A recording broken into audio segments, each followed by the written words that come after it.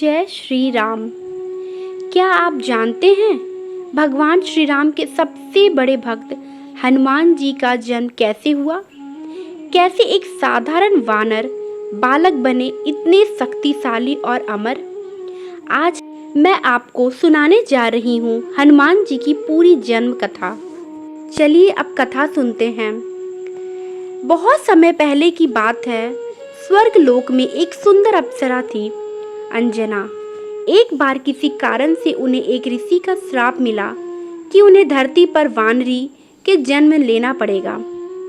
लेकिन ऋषि ने यह भी कहा, जब तुम भगवान शिव के अंश से एक दिव्य पुत्र को जन्म दोगी तभी तुम्हें इस श्राप से मुक्ति मिलेगी। अंजना ने धरती पर जन्म लिया और अपने पति केसरी के साथ रहने लगी। उन्होंने भगवान शिव को प्रसन्न करने के लिए कड़ी तपस्या शुरू कर दी। सालों की तपस्या के बाद भगवान शिव उनकी भक्ति से प्रसन्न हुए और उन्हें वरदान दिया, मैं स्वयं तुम्हारे पुत्र के रूप में जन्म लूंगा। उसी समय अयोध्या के राजा दशरथ पुत्र प्राप्ति के लिए यज्ञ कर रहे थे।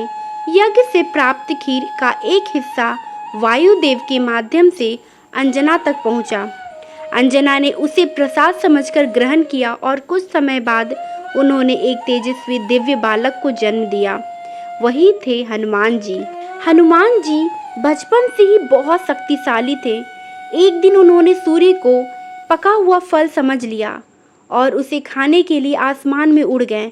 इंद्रदेव ने उन्हें रोकने के लिए ब्रज से प्रहार किया, जिससे हनुमान जी गिर पड़े। यह देखकर वायुदेव क्रोधित हो गए और उन्होंने पूरे संसार में हवा रोक दी।